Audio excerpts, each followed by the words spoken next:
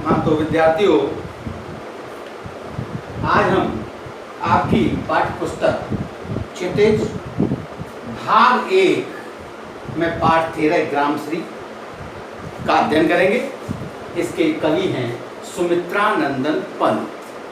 प्रकृति के सुकुमार चितेरे, छायावाद के 4 स्तंभों में से एक। 4 स्तंभ कौन कौन से? जयशंकर प्रसाद, सूर्यकांत त्रिपाठी निराला, महादेवी वर्मा और सुमित्रानंदन पंत। ये छायावाद के 4। इन्होंने रहस्यवादी कविता भी लिखी है। रहस्यवादी, न जाने नक्षत्रों से कौन दे रहा है निमंत्रण मौन, इस तरह की कविता। प्रकृति के प्रति इनका लगाव था। क्यों? उनका परिचय जब हम जानेंगे तो बड़ा स्पष्ट हो जाएगा कि ये प्रकृति के बड़े नजदीक रहे हैं। इन्हें प्रकृति के अनुपम चितेरे कहा गया है। प्रकृति के अनुपम चितेरे सुमित्रानंदन पंत का जन्म सन 1900 ईस्वी में उत्तराखंड के अल्मोड़ा जिला में कौसानी नामक गांव में इनका जन्म हुआ था। वो क्षेत्र प्राकृतिक रूप से समृद्ध है, पहाड़ी क्षेत्र है, वहाँ चारों तरफ प्रकृति का साम्राज्य है। इनकी प्रारंभिक शिक्षा अल्मोड़ा में हुई थी। कॉलेज शिक्षा प्रयाग के म्योर सेंट्रल कॉलेज में हुई। इन्होंने स्वतंत्र आंदोलन के समय गांधी जी के आह्वान पर कॉलेज छोड़ दिया था तथा स्वाध्याय में लग गए थे। उन्होंने स्वाध्याय द्वारा अनेक वर्षों तक वे आकाशवाणी से जुड़े रहे। छायावादी कविता के प्रमुख स्तंभ के रूप में सुमित्रानंदन पंत की एक पहचान बनी। इनका रचनाकाल, इनकी काव्य रचनाकाल सन 1916 से 1977 तक रहा। इन्हें अकादमी पुरस्कार, सोवियत लैंड नेहरू पुरस्कार तथा भारतीय ज्ञानपीठ पुरस्कार से सम्मानित किया गया। सन 1977 में इनका देहांत हो गया। इनकी प्रमुख रचना है वीणा, ग्रंथि, पल्लव, गुंजन, युगवाणी, युगान, ग्राम्या, स्वर्णकिरण, स्वर्णधूलि, उत्तरा, अतिमा, कला और बूढ़ा चांद, लोकायतन तथा चिदंबरा। इनकी साहित्यिक विशेषता, प्रकृति के प्रेम और कल्पना के कोमल कवि पंत जी को कहा जाता था। इनका काव्य रोमांटिक तथा व्यक्ति प्रधान है। अपने काव्य में प्रकृति का जैसा सुंदर, कोमल और सूक्ष्म वर्णन उन्होंने किया है, वैसा अन्य किसी कवि ने नहीं। ये आपके कवि का परिचय था। इसके बाद में हम कविता का प्रतिपाद, कविता का प्रतिपाद, जो आपकी पाठ्यपुस्तक में जो कविता है ग्रामश्री का प्रतिपाद। ग्रामश्री, ग्राम माने ग्राम, और श्री का मतलब होता है शोभा, सुंदरता।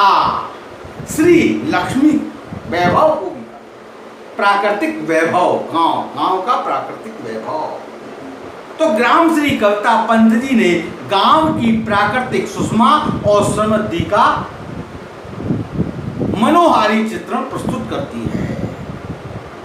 पंत जी की ग्रामश्री कविता गांव के प्राकृतिक सुषमा और समृद्धि के मनोहारी चित्रण को प्रस्तुत करती है। गांव में दूर दूर तक कोमल मखमली हरियाली फैली हुई है। उगते हुए सूर्य की ललमा से फसलों की टहनियों के शरीर पर हरा रक्त झलक रहा है। मानवीकरण अलंकार कर दिया। पृथ्वी रोमांचित सी लग रही है। लहलहाती अरहर, सनई, सरसों का सौंदर्य अद्भुत है। हरी भरी धरती के बीच बीच में नीलम की कलियां सी झांकती हुई दिखाई दे रही है। मटर भी लहरा उठी हैं। रंग बिरंगी तितलियां उड़त फिर रही हैं, आम की डालियों पर स्वर्ण मंजरियां लद गई हैं, कोयल मतवाली, धनिया महक उठा है, दूसरी सब्जियां भी खिल रही हैं। गंगा की रेती के तट पर पानी की लहरें सर्पाकार और सतरंगी दिखाई दे रही हैं। तट पर तरबूजे की खेती भी सुंदर लगती है। ऐसा लगता है मानो बगुला अपनी उंगली की कंघी से अपनी कलगी सवार रहे हैं। इस हरियाली पर सर्दी की धूप हंसती सी लग रही है। तारे निद्रा में मग्न हो गए हैं। यह गांव मरकत मणियों का ऐसा खुला डिब्बा लग रहा है जिस पर नीलम रूपी नग की छाया फैली। ये इस कविता का प्रतिपादन था। अब हम कविता का भावार्थ अर्थ ग्रहण करेंगे। उसको अर्थ ग्रहण करने के लिए सबसे पहले देखिए, फैली खेतों में दूर तलक मखमल सी कोमल हरियाली, फैली खेतों में दूर तलक मखमल की कोमल हरियाली, लिपटी जिसमें रवि की किरणें चांदी की सी उजली जाली, लिपटी जिसमें रवि की किरणें चांदी की सी उजली जाली, तिनकों के हरे हरे तन पर, तिनकों के हरे हरे तन पर हिल हरित रुधिर है रहा झलक, तिनकों के हरे हरे तन पर हिल हरित रुधिर है रहा झलक, श्यामल भूतल पर झुका हुआ, श्यामल भूतल पर झुका हुआ नभ का चिर निर्मल नील फलक, श्यामल भूतल पर झुका हुआ नभ का चिर निर्मल नील फलक, खेतों में फैली दूर तलक मखमल की कोमल। प्रकृति के सुकुमार कवि सुमित्रानंदन पंत की कविता ग्रामश्री में इस पंक्तियों के माध्यम से कवि ने गांव की प्राकृतिक शोभा का चित्रांकन किया है। गांव की प्राकृतिक शोभा का वर्णन किया गया है। वो बता रहे हैं गांव के जो खेत हैं उस खेतों में दूर तरफ हरियाली फैली हुई है, यानी खेतों में फसल लहलहा रही है, हरे हरे पौधे, फसल के पौधे उगे हुए हैं, मखमल की कोमल हरियाली, जो मखमल की तरह कोमल प्रतीत हो रही है, जैसे किसी ने मखमल का कालीन बिछा दिया है। लिपटी जिसमें रवि की किरणें, रवि माने सूर्य, जिस पर सूर्य की किरणें अपने प्रकाश को फैला रही है, सूर्य की किरणों का प्रकाश उसके ऊपर फैल रहा है, जिसके कारण ऐसा लग रहा है चांदी की सी उजली जाली। उपमा अलंकार कि चांदी की सी कोई जाली उस भूमंडल के ऊपर फैल गई हो। किसी ने चांदी की सी जाली, उजली चांदी, चांदी की सी चमक उसके ऊपर किसी ने फैला दी हो। तिनकों के हरे हरे तन पर, जो तिनके हैं वो हरियाली से युक्त हैं, हरे हरे हैं, ऐसा लग रहा है हिल हरित रुधिर है रहा झलक, जैसे नसों में कोई हरा रंग, हरा खून, हरित रुधिर है, हरा खून झलक रहा हो। जिस प्रकार नसों में खून झलकता है, ऐसे प्रकृति की नसों में हरा खून झलक रहा है, ऐसी तिनकों की हरियाली प्रतीत हो रही है। हरियाली से भरी धरती पर आकाश का स्वच्छ नीला नीला आंचल छाया, श्यामल भूतल पर झुका हुआ श्यामल श्याम वर्ण का नीला जो आकाश है वो धरती पर झुका हुआ है, आच्छादित है धरती उससे। ऐसा नव पर चिर नीलमन नील, नव पर नव का चिर निर्मल, नव माने चिर माने हमेशा स्वच्छ रहने वाला, निर्मल रहने वाला पर्दे के समान आकाश इस धरती के ऊपर बिछा हुआ सा प्रतीत, ऐसा लग रहा है जैसे नीले आंचल से इस धरती को ढक दिया। उपमा अलंकार है, चांदी की सी उजली जाली, हिल हलित रुद्र में रहा झलक, मैं अनुप्रास अलंकार। रोमांचित सी लगती वसुधा, आई जो गेहूं में बाली। रोमांचित सी लगती वसुधा, आई जो गेहूं में बाली। अरहई सनई की सोने की किंकिणियां हैं शोभाशाली। अरहर सनई की सोने की किंकिणियां हैं शोभाशाली। उड़ती भीनी तैला गंध, फूली सरसों पीली पीली। उड़ती भीनी तैला गंध, फूली सरसों पीली पीली। लो हरित धरा से झांक रही, लो हरित धरा से झांक रही, नीलम की सी कलती सी नीली।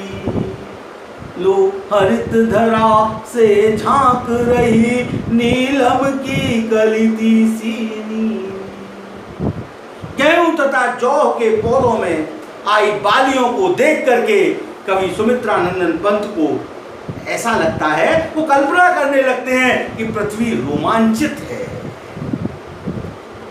ये वसुधा यानी वसुधा माने पृथ्वी, पृथ्वी का प्रभाव, ये वसुधा, ये धरती, ये पृथ्वी रोमांचित हो रही है, यानी कि आनंदित हो रही है, आह्लादित हो रही है। आई जो गेहूं, तो खेतों में गेहूं की बालियां उत्पन्न हो गई। इन बालियों के रूप में धरती अपनी प्रसन्नता को प्रकट कर रही है, प्रकृति अपनी प्रसन्नता को प्रकट कर रही है। कैसा है? अरहर सनई की सोने की, सोने के रंग वाले अरहर। अरहर तुअर की दाल, अरहर की दाल आप खाते हो। अरहर सोने के रंग वाले अरहर तथा सनई, सनई जानते हो? जूट जिसको, सन जिसकी रस्सी बनती है, एक पौधा होता है सनई, सन, सन की रस्सी बनती, जूट जिसको, उसके पौधे ऐसे शोभायमान है मानो वे धरती पर की कमर पर, धरती की कमर पर बंधी हुई सुंदर करधनी हो।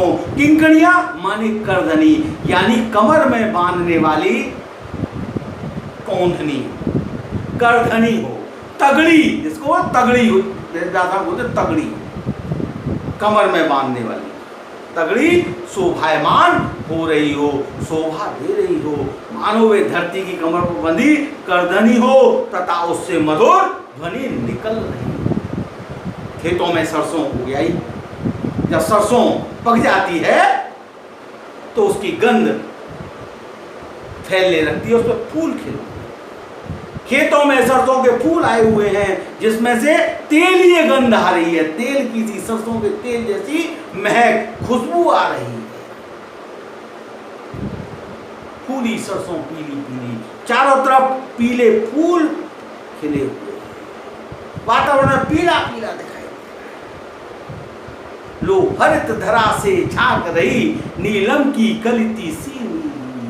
मानो हरित धरा, हरी धरती से झांक रही, नीलम की कलिती सी नीली। धरती, हरी भरी धरती उन पीले पीले फूलों के बीच में से ऐसे झांक रही है जैसे नीलम की कली खिल रही है। एक फूल का नाम तीसी के फूल में से नीलम के नीले फूल झांक रहे हैं। तीसी की कलियों को देखकर ऐसा लग रहा है मानो हरी भरी धरती के सौंदर्य को निहारने के लिए नीलम की कलियों के समान तीसी नामक नीले फूल झांकने लगे। खेतों में सरसों के फूल आए हुए, जिसमें तेली गंध आ रहे हैं, नीले फूल, नीले रंग के फूल व तीसी की कलियां नीलम के समान लग रही है, और ऐसा लग रहा है जैसे हरित धरा, हरी धरती में से वो झांक रही हो, भार प्रकट,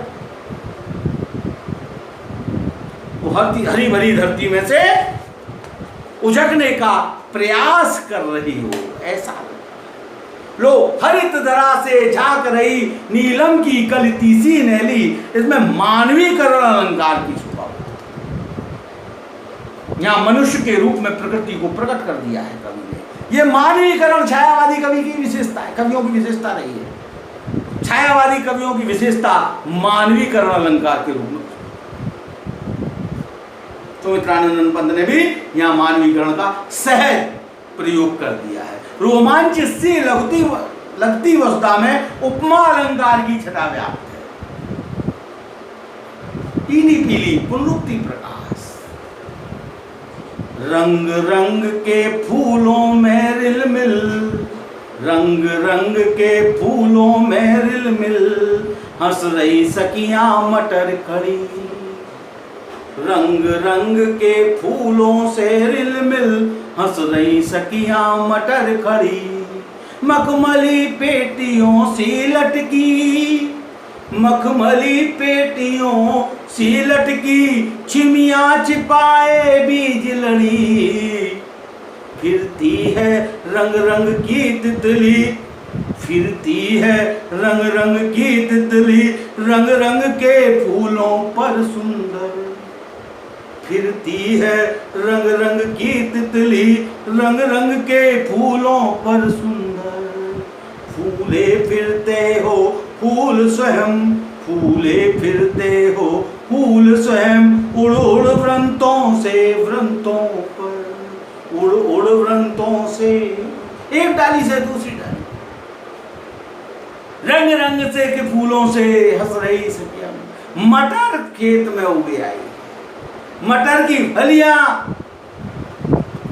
ऐसी लग रही है मानो सखियां खड़ी खड़ी बातें कर रही हो, सजी धजी सखी एक दूसरी सजी धजी सखी को देख करके हंस रही हो। मानवीकरण अलंकार, गांव के आसपास के वातावरण का चित्रांकन करते हुए पंत जी कहते हैं कि रंग बिरंगे फूलों में घुल मिलकर मटर की बेलें हंसती हुई सी प्रतीत हो रही है। ऐसा लग रहा है मानो कोई सजी धजी सखियों को सजी धजी देखकर हंस रही है, मानो कोई सखी सजी धजी सखियों को सजी धजी देख करके हंस रही हो। कहीं मखमली पेटियों के समान फलियां लटक रही, तो फलियां लटक रही हैं, वो ऐसा लग रहा है जैसे मखमली पेटी हो, मखमली जिनमें बीजों की लड़ियां हो, छिमियां छिपाए बीज लड़ी, बीजों की लड़ियां, भिन्न भिन्न रंगों के फूलों पर रंग बिरंगी तितलियां उड़ रही हैं, तरह तरह के रंगों की तितलियां उड़ रही हैं। उन्हें देखकर ऐसा लगता है मानो फूल ही खुशी में उड़कर एक डाली से दूसरी डाली पर जाकर के बैठे, एक डंठल से दूसरे डंठल पर जाकर के स्वयं अपने आप प्राकृतिक रूप से फूल उड़ रहे हैं और उड़ करके एक डाली से दूसरी डाली पर जाकर के बैठ रहे हो। प्राकृतिक वातावरण ऐसा प्रतीत हो।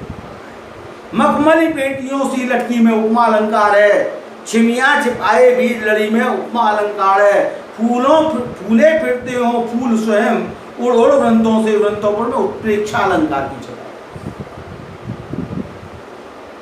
फूल स्वयं मानो एक डाली पर दूसरी डाली पर उड़ रहे हो, मन मानो जन्म जानो संभावना व्यक्त की गई है यहाँ पर। अब रजत स्वर्ण मंजरियों से लद गई अमृतरु की डाली, झर रहे ढाक पीपल के दल, हो उठी कोकिला मतवाली, महके कटहल मुकुलित जामुन, जंगल में झरबेरी झूली, फूले आड़ू नींबू दालिम, आलू गोभी बैगन मूली। रजत स्वर्ण मंजरियां आम के वृक्षों की डालियां सोने चांदी के समान चमकने वाले लगे, उन पर बौर लदे आए, मंजरियां निकल आई हैं। मंजरियां माने आम की बौर। आम का मौसम आ गया, ढाक और पीपल के पत्ते गिरने लगे हैं, झड़ने लगे हैं। कोयल मस्त होकर के गाने लगी, कटहल की महक चारों ओर फैल गई है। जामुन के पेड़ों और फूलों में नया रस तथा नया रंग आने लगा है। अधकिले जामुन उगाए हैं, जंगल में झरबेरी बेरों से लग गई है। बेरिया पर, बेर के पेड़ों पर बेर, आड़ू, नींबू, अनार आदि फलों के साथ साथ आलू, गोभी, बैगन, मूली आदि सब्जियां भी पैदा होने लगी है, फलने फूलने लगी है।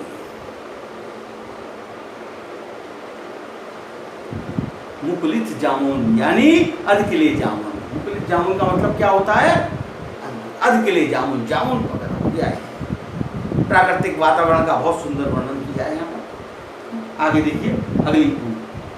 पीले मीठे अमरूदों में अब लाल लाल चित्तियां पड़ी, पीले मीठे अमरूदों में अब लाल लाल चित्तियां पड़ी। पक गए सुनहरे मधुर बेर, पक गए सुनहरे मधुर बेर। अवली से तरु की डाल जड़ी, लहले पालक में धनिया, लहले पालक में धनिया। लौकी और सेम फली फैली, मखमली टमाटर हुए लाल, मखमली टमाटर हुए लाल। मिर्चों की बड़ी हरी थैली, पीले मीठे अमरूदों में अब लाल लाल चित्तियां पड़ी। पीले पीले रंग के अमरूदों में लाल लाल चित्तियां पड़ने लगी है, यानी उस पर लाल निशान पड़ने लगे। बेर पक गए हैं, आंवले के पेड़ की डालियां आंवलों से लद गई है। पालक की खेती लहलहाने लगी है, धनिया महकने लगा है। लौकी और सेम की फलियां चारों ओर फैल गई हैं। टमाटर मखमल की तरह लाल लाल हो गए हैं। मिर्चों के गुच्छे एक बड़ी हरी थैली के समान हो गए। हरी मिर्चें, मिर्चों की मिर्च पक गई हैं, इतनी अच्छी हो गई हैं कि ऐसा लग रहा है कि कोई हरी थैली इनके सामने रख दी गई। ये स्थिति, ये प्राकृतिक छटा का वर्णन कवि ने। अब नदी के किनारे का दृश्य का वर्णन कवि करते हैं। बालू के सांपों से अंकित गंगा की सतरंगी रेती, बालू के सांपों से अंकित गंगा की सतरंगी रेती। सुंदर लगती सरपत छाई, तट पर तरबूजों की खेती। उंगली की कंघी से बगुले, उंगली की कंघी से बगुले कलगी सवारते हैं कोई। तिरते जल में सुरखाब पुलिन पर मगरोठी रहती सोई। तिरते जल में सुरखाब पुलिन पर मगरोठी रहती सोई। मौसम बदलता हुआ चला आ रहा है, गर्मी का मौसम आ गया है, हवा चलती है, मंद मंद हवा चलने पर बालू उड़ती है, और जब बालू उड़ती है तो रेत पर ऐसे निशान बन जाते हैं जैसे लहराते हुए, जैसे कोई सर्प निकल के गया। धूप की चमक से गंगा की रेती 7 रंगों वाली प्रतीत होती है। पंत जी कहते हैं कि गंगा की रेती में से 7 रंगों की शोभा दृष्टिगोचर हो रही है। सूर्य की किरणों के प्रभाव से गंगा की रेती सतरंगी हो गई है। गंगा के किनारे रेत ऐसे टेढ़े मेढ़े बिछी हुई है मानो उन पर सांप के चलने के निशान बने हुए हैं। सरपत, घास पात, एक ऐसी घास होती है जो उगाती है रेत में, परंतु वो हाथ को काट देती है, बड़ी पैनी होती है। आपने देखा होगा यमुना के किनारे, नदी के किनारे, तट के किनारे एक घास उगाती है, उसको जब उखाड़ते हैं तो हमारे हाथ को इतनी पैनी, इतनी सरपत, हमारे सरपत बोलते घास। गंगा के किनारे ऐसे घास के पेड़ उगाए हैं, सरपत छाई हुई है, घास की झाड़ियां छाई हुई है, और तट पर तरबूजों की खेती हो रही है। जब बाढ़ का पानी सूख जाता है तो जमुना के किनारे, गंगा के किनारे आप देखते हैं कि तरबूजे खरबूजे की खेती लोग बाग करने लगते हैं। तो उसके किनारे गंगा की रेती में तरबूजे की खेती होने लगी। वहीं पानी में बगुले विहार कर रहे हैं, बगुले विचरण कर रहे हैं। वे अपनी उंगलियों को अपनी कलगियों की तरफ फेरते हैं, अपनी उंगलियों, उंगली की कंघी से बगले कंगली संवारते हैं।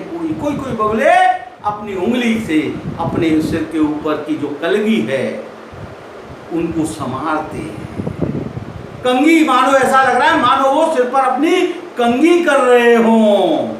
तिरते जल में सुरखाव पुलिन पर, सुरखाव माने चकवात, चक्रवात, चकवात, पुलिन माने तट पर, किनारे पर सुरखाव चक्रवात पक्षी तैर रहे हैं, चकवा पक्षी तैर रहे हैं। मगरोटी रहती सोही, आलस में मगरोटी एक पक्षी है, ऐसा पक्षी जो आलस में सोया रहता है, तट पर आंख बंद करे हुए पड़ी रहती है, वो तट पर सोई हुई है। ऐसी छटा कवि ने इन पंक्तियों के माध्यम से प्रस्तुत की है।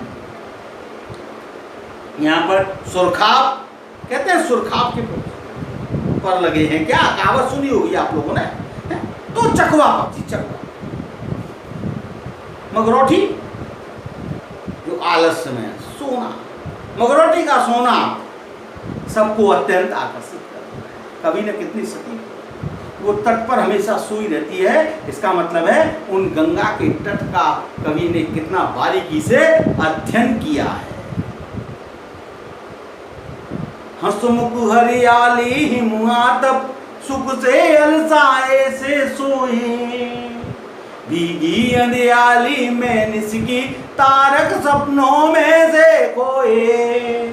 मरकत डिब्बे सा खुला गांव जिस पर नीलम नवाच्छादन, निरुपम हिमांत में स्निग्ध शांत निज शोभा से हरता जनमन। स्निग्ध शांत तत्सम शब्दों का प्रयोग कर दिया कवि ने यहाँ पर। गांव के आसपास के वातावरण में हंसमुख हरियाली, ऐसी हरियाली जो सबको प्रसन्नता प्रदान करती है। सर्दियों की धूप जैसी मस्ती और आलस में भरकर सो रही है। सर्दी का मौसम आ गया, गर्मी का मौसम था इससे पहले बाद, और सर्दी का मौसम आ गया। कभी बसंत ऋतु से चल रहा है, बसंत ऋतु से चलते हुए बसंत से शरद ऋतु, सर्दियों का मौसम आ गया। सर्दियों के धूप में आलस्य होता है, बड़ी अच्छी लगती है, सुहानी लगती है। तो ऐसा लग रहा है कि जैसे प्रकृति हरियाली सो रही है। हिम आतप, हिम माने सर्दी, ठंडी, ठंड, हिम माने बर्फ, आतप माने धूप। सर्दी की धूप में हरियाली मानो मस्ती और आलस में भरकर सो रही है, सुख से और साए से। सर्दी की धूप खिली खिली लग रही है। ओस से भीगी रात के अंधेरे में तारे सपने में खोए हुए जान पड़ते हैं। भीगी अंधियारी में निसकी तारक सपनों में से सोए। अंधियारी रात है, उस अंधेरी रात में जो ओस के कण पड़ते हैं, उस ओस के कण में ऐसा लग रहा है जैसे तारे स्वप्नों में खोए हुए प्रतीत हो। सारा गांव मरकत, मरकत बोला जाता है पन्ना रत्न, हरे रंग का एक रत्न होता है, उस पन्ने रंग को मरकत, मरकत का मतलब होता है पन्ना। ये हरे रंग का रत्न होता है। अंगूठी में कई बार देखा होगा पहनते हैं लोग, पन्ना रत्न पहनते हैं। तो कैसा दिखाई दे रहा है सारा गांव? हरे रंग की उस मणि जो है पन्ने मणि के बने हुए डिब्बे जैसा खुला दिखाई दे रहा है। जैसे पन्ने के रंग का मणि का कोई डिब्बा खुला हुआ रखा हो, ऐसा गांव का दृश्य प्रतीत हो रहा है। मरकट डिब्बे सा खुला, जिस पर नीलम नव आच्छादन, जिसके ऊपर नीलम यानी नीलिमा लिए हुए नीला आकाश ढका हुआ, आच्छादन माने ढका हुआ, छाया हुआ हो। निरुपम हिमांत ये सिग्न, निरुपम हिमांत में स्निग्ध शांत, निरुपम जिसकी की उपमा न की जा सके ऐसा, हिमांत में स्निग्ध शांत, सर्दी की समाप्ति, हिम के अंत में, स्निग्ध माने कोमल और शांत, ऐसा वातावरण सर्दी के अंत में हो रहा है जो निज शोभा से हरता जनमन, जो अपनी सुंदरता से अपनी शोभा से लोगों के मन को अपनी ओर आकर्षित करता है, लोगों को अपनी ओर आकर्षित करता है। ऐसे गांव का सुंदर दृश्य यहाँ कवि ने प्रस्तुत किया है। ये आपके बसंत ऋतु से लेकर के शरद ऋतु तक का, सर्दी तक का मौसम का वर्णन सुमित्रानंद पंत ने अपनी ग्राम श्री कविता के माध्यम से किया है। बस आज इतना ही। आपका दिन शुभ और मंगल में हो। Thank you very much.